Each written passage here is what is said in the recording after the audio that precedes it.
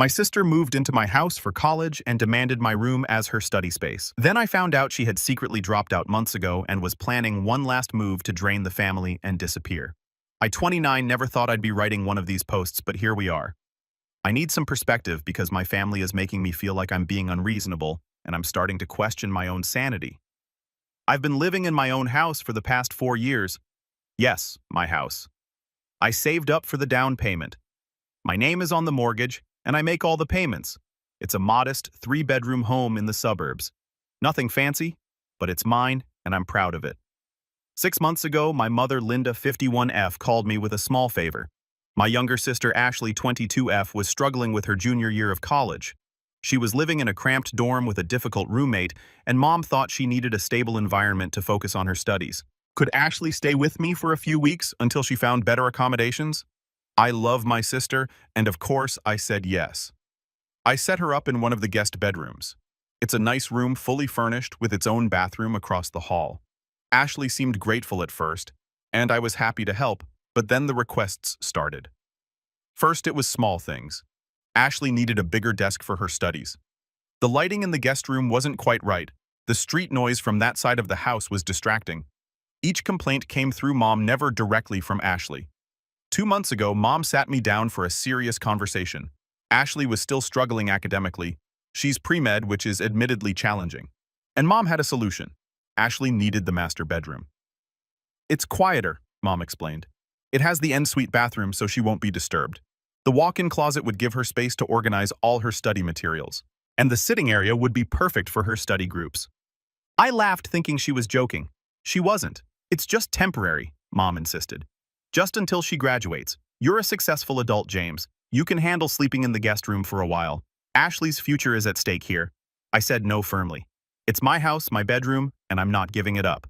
Mom left that day visibly upset, and I thought that was the end of it. I was wrong. The guilt-tripping campaign began immediately.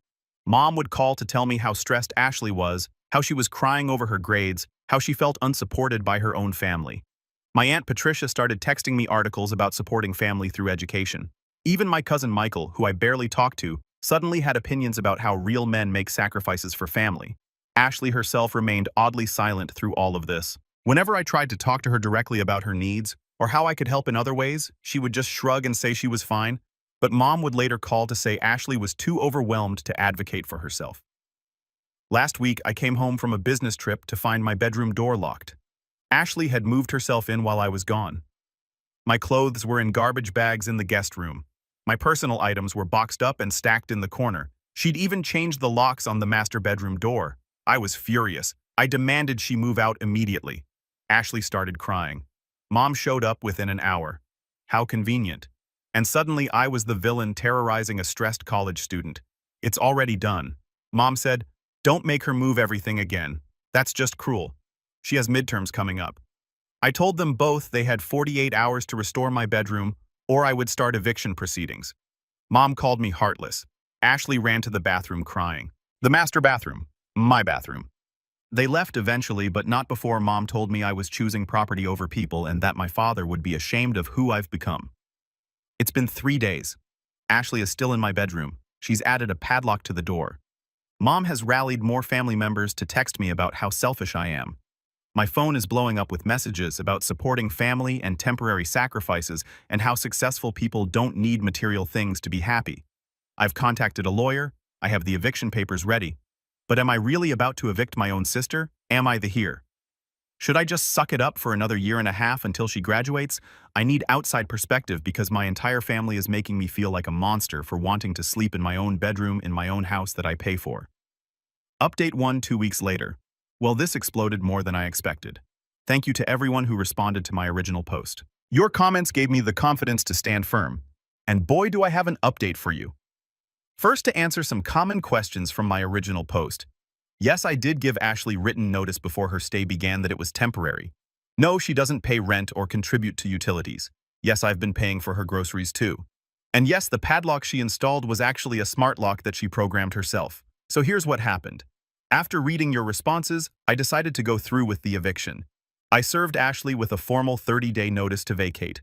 I also installed security cameras in the common areas of my house, completely legal in my state, because I had a feeling things were about to escalate. I was right.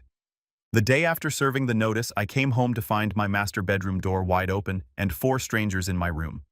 Ashley had invited her study group over. They had completely rearranged my furniture. My California king bed was pushed against the wall to make room for a massive whiteboard she'd installed. My 65-inch TV was disconnected and sitting on the floor to make room for medical diagrams and charts. But here's the kicker. They were eating takeout on my bed without plates, just directly on my $3,000 mattress. I told everyone to get out immediately.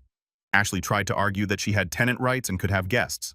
I pointed out that even if she had tenant rights, spoiler, she doesn't, as she's a guest with no lease and pays no rent. She has no right to destroy my property. One of her study friends, Kevin, tried to get in my face about interrupting their important work. I simply pointed to the security camera and asked if he really wanted to be recorded assaulting a homeowner in his own house. They all left pretty quickly after that. But Ashley didn't just rearrange my room. Oh no, she had decorated to make it more conducive to studying. This included removing all my personal photographs and replacing them with motivational quotes, taking down my curtains and installing blackout blinds that she screwed into my window frames, setting up no less than 7 essential oil diffusers for concentration and calm, replacing my bedding with her own. Where is my stuff? Still haven't found it. Installing those LED strip lights all around the ceiling. And this is my favorite part, putting child safety locks on my closet and dresser drawers because her study materials were private. I documented everything and sent the photos to my lawyer. The next morning, Mom showed up at 6 a.m. She had a key. Apparently, Ashley had made her a copy. Mom let herself in and started banging on the guest room door, demanding I stop this nonsense. Ashley's study group is supposed to meet here every Tuesday and Thursday, she announced.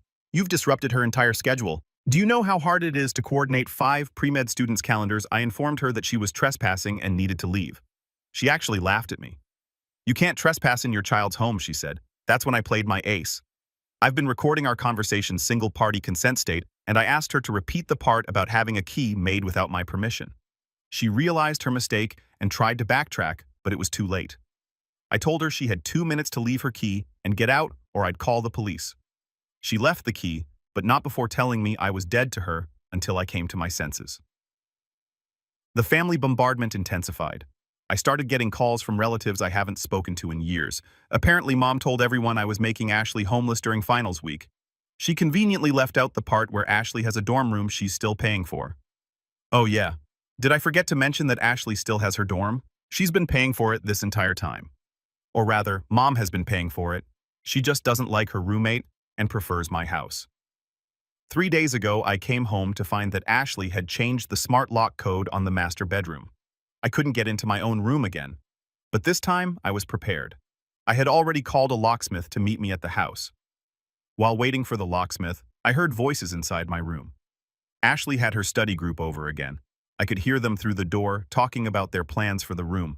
Once we get the Murphy bed installed, we'll have so much more room for activities. Ashley, are you sure your brother won't mind if we use this as our permanent study spot? He's never here anyway. And Mom says possession is 9/10 of the law. Murphy bed permanent study spot. The locksmith arrived and I had him remove the entire smart lock system and install a traditional deadbolt. While he was working, Ashley came out and started screaming about me violating her privacy and destroying her safe space. That's when things got interesting. One of her study friends, Jennifer, actually spoke up. Ashley, isn't this your brother's room? Why are you acting like he's the bad guy? Ashley's mask slipped. She went from crying victim to furious in seconds. He has 3 bedrooms, she snapped. He doesn't need the biggest one. He's just being selfish. Mom promised me this room would be mine until I graduate. He's ruining everything. Jennifer looked uncomfortable. Your mom promised you your brother's room. The whole study group suddenly seemed very interested in leaving. As they gathered their things, I overheard one of them whisper, "This is why I study at the library. Too much drama." After they left, Ashley tried a new tactic. Suddenly, she was my sweet little sister again. She apologized for getting carried away. She admitted Mom had been pushing her to take the room. She even offered to pay rent $50 a month for the master bedroom in a house where the mortgage is $2,200. I told her the eviction notice stands. She has 2 weeks left. Yesterday, I got a call from my lawyer. Apparently, Mom had contacted him pretending to be me and trying to cancel the eviction. She used personal information to try to verify her identity. Fortunately, my lawyer is competent and called me directly to confirm. This morning, I woke up to 47 text messages. Mom had created a family group chat called Save Ashley's Future. The messages ranged from disappointed to outright hostile. My favorite was from my Uncle Robert. I never took you for the kind of man who would prioritize material possessions over family. Your sister is trying to become a doctor. You're destroying her dreams over a bedroom. I responded with one message. Anyone who continues to harass me about my house will be blocked. Ashley has 14 days to vacate. This is not up for discussion. Half the chat immediately left. The other half doubled down. I blocked them all. I'm done being the family doormat. I'm done subsidizing Ashley's education with my home. I'm done being manipulated by mom. We'll update again after the eviction deadline. Considering the escalation, I'm guessing there will be more to tell. Update 2, 1 month later. I know you've all been waiting for this update, and oh boy do I have a story for you. Buckle up, because this is a wild ride. First, let me address the eviction deadline. The 30 days came and went, and surprise, surprise, Ashley didn't move out. In fact, she doubled down. The morning of the deadline, I woke up to find a printed notice taped to the guest bedroom door where I'd been sleeping. It was a formal complaint about landlord harassment filed with some made-up tenant organization. Ashley had apparently decided she was now a legal expert and was claiming I had violated her rights by entering her room without 24-hour notice, a changing the locks, without informing her, a threatening eviction, without just cause, a creating a hostile living environment. I actually laughed. My lawyer had a good chuckle too when I sent him the photo. But wait, it gets better. I came home from work that day to find a moving truck in my driveway. Finally, I thought she's actually leaving. Nope, she was moving more stuff in. Apparently, she'd cleared out her dorm room entirely and was fully relocating to my house. I immediately called the police. When they arrived, Ashley put on the performance of her life. Tears hyperventilating the works. She showed them a fake lease that she had created complete with a forged signature. She claimed I was trying to illegally evict her and that she'd been paying rent for months. Fortunately, I had all my documentation ready and the original text messages showing she was a temporary guest, a bank statements showing no rent payments, and the security footage of her admitting her mom promised her the room and the eviction notice properly served 30 days prior. The officers quickly realized what was happening. They informed Ashley that she needed to leave immediately or she would be arrested for trespassing. She tried to argue, but one officer cut her off. "Ma'am, you just showed us a forged document. Would you like to add that to your charges?" She left, but not before Mom showed up. Mom arrived just as Ashley was being escorted out. The look on her face was something I'll never forget. Pure rage mixed with disbelief. She actually tried to block the police car and had to be warned about obstruction. Then she turned on me. In front of the officers' neighbors and anyone within earshot, she screamed that I was a pathetic excuse for a son and that I valued square footage over family. She said my father, who passed away 10 years ago, would be spinning in his grave at what I'd become. I remained calm and asked the officers to please ensure she left my property as well. As they escorted her to her car, she yelled, "This isn't over!" She was right. The next few days were relatively quiet. Too quiet. I knew they were planning something. I installed more security cameras and changed all my locks again just to be safe. I even had a security system installed.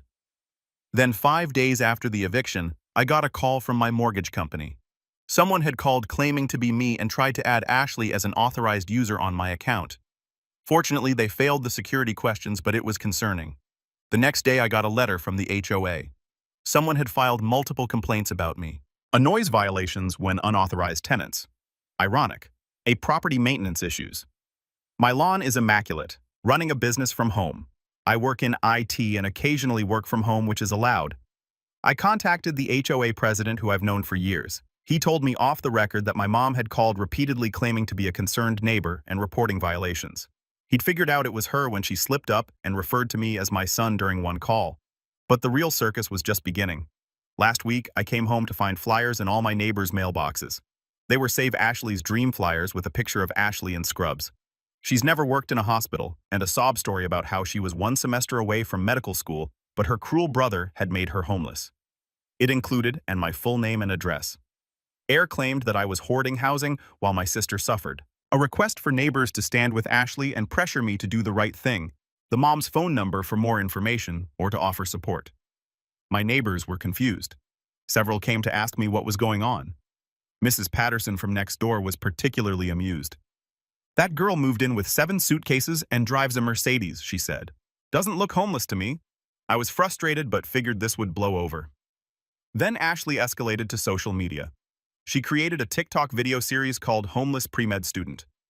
The first video showed her crying in her car, her 2022 Mercedes, talking about how her brother kicked her out for no reason and how she was sleeping in her car while trying to study for the MCAT. The video went semi-viral, 50K views in 2 days. The comments were split between people calling her brave and others pointing out the luxury car and her designer clothes. Then someone found my LinkedIn and my Facebook and my Instagram, which I barely use. Suddenly, I was getting messages from strangers calling me heartless. Someone even contacted my employer claiming I was abusing a family member and suggesting they investigate my character. Fortunately, my boss knows me well and laughed it off. But I'd had enough. I hired a second lawyer, one specializing in defamation and harassment. We sent cease and desist letters to both Ashley and Mom. We also reported the TikTok videos for false information and harassment. But here's where it gets really interesting. One of my coworkers, Jennifer, saw the TikTok and recognized Ashley. Turns out Jennifer's daughter goes to the same college. She did some digging and discovered 1, Ashley isn't actually pre-med. She's a general biology major. 2, she's not 1 semester from medical school. She's a junior with a 2.7 GPA. 3, she's never taken the MCAT for the study group. She kept mentioning it's a social club that occasionally studies together. Jennifer's daughter also revealed that Ashley had been bragging about living in a mansion. My 1,800-foot house is hardly a mansion, and how her brother was totally wrapped around her finger and would give her anything she wanted. Eventually, I compiled all this information and gave it to my lawyers. 2 days ago, Ashley posted another video. This time she was studying at the library. She was clearly at a Starbucks and talking about how she might have to drop out of school because of the trauma I've caused. But she made a crucial mistake. In the background of the video, you could clearly see her laptop screen. She was browsing apartment listings in Hawaii, specifically luxury condos near the University of Hawaii's medical school. The comments turned on her fast. People started pointing out inconsistencies. Someone found her Instagram where she'd been posting pictures of her shopping sprees and restaurant visits throughout this homeless period. The final blow came when someone in the comments turned out to be from her school's administration. They commented, "Ashley, please come see us about your housing situation. We show you as having an active dorm assignment that's been empty all semester." She deleted everything within hours, but the internet is forever. Yesterday morning, I woke up to a long email from Mom. It was a masterpiece of manipulation. Some highlights. "I'm sorry things got out of hand, but you have to understand I was just trying to help your sister. Ashley may have exaggerated some things, but her stress is real. Family is supposed to support each other, not tear each other down.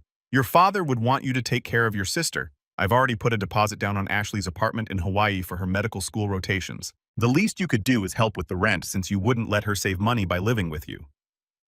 Hawaii medical school rotations. She's a junior undergrad with a 2.7 GPA who's never taken the MCAT, and Mom has already put a deposit on an apartment in Hawaii for medical school rotations. I forwarded the email to my lawyer and didn't respond. This morning, I got a text from Ashley, the first direct communication from her since this all started. "Can we talk? I know things got crazy, but I really do need help. Mom has been pressuring me, and I didn't know how to say no to her. I never wanted it to go this far. P.S. Sorry about the TikTok thing. I haven't responded yet. Part of me wants to hear her out, but the bigger part of me is done. Oh, and the best part, Mom has been telling the family that the reason I won't let Ashley have the room is because I'm probably doing something illegal in there and don't want witnesses. Because apparently the only reason someone would want to sleep in their own bedroom is criminal activity. I'm considering going full no contact with both of them. The stress, the harassment, the lies, it's too much. I just wanted to sleep in my own bed in my own house. How did it come to this? I'll update again if anything significant happens, but honestly, I'm hoping this is the end of it." Final update 4 months later. Hey everyone, I know it's been a while since my last update and I've gotten a lot of messages asking what happened. I wanted to wait until everything was truly resolved before posting again. Grab a snack? This is going to be long. So when I left off, I was considering going no contact with my mom and sister. Well, I did it. I blocked them both on everything and tried to move on with my life. For about a week, it was peaceful. I should have known it wouldn't last. Mom started using other relatives' phones to call me. When I wouldn't answer, she'd leave voicemails crying about how I was tearing the family apart. Ashley, meanwhile, had started a new social media campaign, this time portraying herself as a victim of family estrangement and sibling abuse. Then I got a certified letter. Mom was threatening to sue me for intentional infliction of emotional distress, a breach of verbal contract. Apparently, she claims I promised to house Ashley through college, a defamation for making her look bad to the family, an unjust enrichment because I had been enriched by Ashley's presence in my home. My lawyer literally laughed when he read it. He called it the most frivolous thing he'd seen all year and said any judge would throw it out immediately. Still, we had to respond, which meant more legal fees for me. But here's where things took an unexpected turn. Remember Jennifer's daughter who goes to Ashley's school? Well, she reached out to me directly. Turns out Ashley had been telling people at school that she was living in Hawaii attending medical school. She'd been posting pictures from her medical school life, except they were all stolen from actual med students' social media accounts. Jennifer's daughter and her friends decided to do some investigating. What they found was illuminating. 1, Ashley had dropped out of school entirely at the end of last semester. 2, she'd been using her tuition money that Mom was paying for shopping and trips. 3, the pre-med story had been going on for years, getting more elaborate over time. 4, she told different friend groups, different stories about why she wasn't in school, from taking a gap year to work in a hospital to doing research at Johns Hopkins. The girl sent me screenshots of everything, including Ashley's elaborate lies about being accepted to Harvard Medical School, but choosing to go to Hawaii because the ocean air helps her think. I sat on this information for a few days, unsure what to do with it. Then I got another surprise. My Aunt Patricia, the same one who had been sending me articles about supporting family, called me. She'd been trying to remain neutral, but something had happened that changed her mind. Mom had approached Patricia asking for a $50,000 loan. For what? To pay for Ashley's medical school tuition. Patricia, being smarter than Mom, gave her credit for asked to see acceptance letters, transcripts, anything official. Mom got defensive and said Patricia should trust family. Patricia did her own digging and discovered everything I already knew. She was furious not just about the lies, but about the fact that Mom had been hitting up multiple family members for money, all for Ashley's fake medical school journey. It turns out Mom had borrowed $30,000 from my Uncle Robert, $15,000 from my grandmother, a $20,000 from my Aunt Carol, a various smaller amounts from cousins and family friends, all for Ashley's medical education. Patricia called a family meeting. She didn't invite me, Mom, or Ashley, just the people who had been giving money. The truth came out and the family was livid. My Uncle Robert was particularly angry because he'd taken out a loan against his 401k to help support Ashley's dream. My grandmother had given money she'd been saving for her own medical expenses. The family confronted Mom and Ashley together. I wasn't there, but Patricia filled me in later. Apparently, Ashley tried to maintain the lie even when confronted with evidence. She claimed the screenshots were edited and that people were jealous of her success. Mom, when backed into a corner, finally admitted she knew Ashley wasn't in medical school, but insisted she was supporting her daughter through a difficult time and that the money was being used for Ashley's future.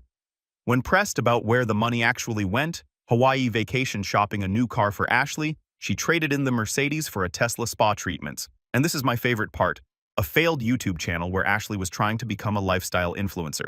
The family demanded repayment. Mom said she couldn't pay it back because she'd spent her savings on Ashley. Ashley said she couldn't pay it back because she was building her brand and would pay everyone back when she was successful. My grandmother, who's 82 years old and the sweetest person you'll ever meet, apparently stood up and called them both disgraceful con artists before leaving. Go Grandma. The fallout was immediate. Uncle Robert is pursuing legal action to get his money back. The entire family has cut off Mom and Ashley. And my cousin Michael, who had called me about making sacrifices for family, personally apologized to me. Patricia has been documenting everything in case more legal action is needed. But wait, there's more. 3 weeks ago, I got a call from an unknown number. It was Ashley calling from a friend's phone. She was crying and begging me to help her. Mom had kicked her out. Yes, you read that right. Kicked Ashley out. Apparently, once the family money dried up and everyone knew the truth, Mom couldn't afford to keep funding Ashley's lifestyle. They got into a huge fight when Mom suggested Ashley get a job. Ashley said some things about Mom ruining her life and being a terrible mother, and Mom had enough. Ashley was calling me because she had nowhere else to go. All her friends had distanced themselves after the TikTok drama. The family won't speak to her. She'd burned every bridge she had. Please, she sobbed. I know I messed up. I know I was awful to you, but you're my brother. You're successful. You have that big house. Can't I just stay for a few days while I figure things out? I said no. Firmly, without hesitation, she lost it. Started screaming about how I was ruining her life, how this was all my fault, how if I'd just given her the bedroom, none of this would have happened. Then she made a mistake. Mom was right about you. You're probably dealing drugs or something in that house. Why else would you be so protective of that room? I'm going to call the police and tell them to search your house. I laughed and told her to go ahead. Then I hung up and blocked that number too. She did call the police. They came to my house, apologized for the inconvenience, and explained someone had made an anonymous tip about drug activity.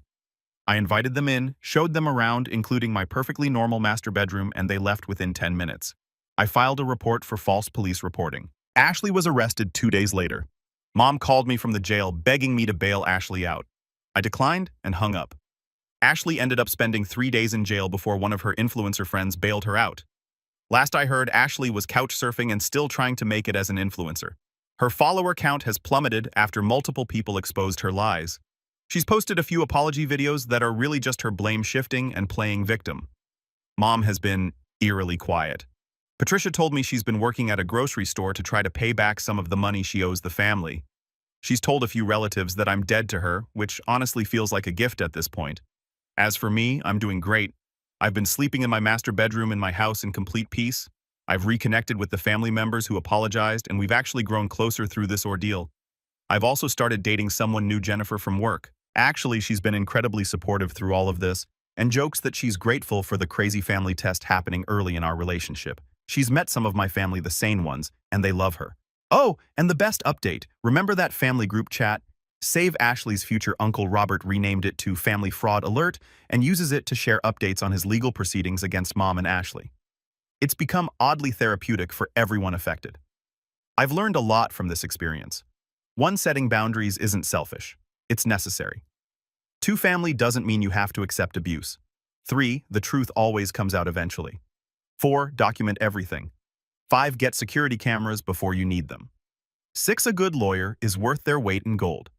7, sometimes the best thing you can do for someone is let them face the consequences of their actions. I know some of you might think I was too harsh, especially with that final phone call from Ashley, but I've spent years being the family ATM and doormat. I was done. The master bedroom saga is officially over. I won. Not because I kept my bedroom, though that's nice, but because I finally stood up for myself and broke the cycle of manipulation. To anyone dealing with similar family dynamics, you're not crazy. You're not selfish. You deserve respect in your own home and life. Don't let anyone, family or otherwise, convince you otherwise. Thanks for following this journey with me. I'm going to go enjoy a peaceful night's sleep in my bed, in my room, in my house. Life is good. P.S. Mom and Ashley. If you're reading this, and I know you probably are, the answer is still no to everything forever.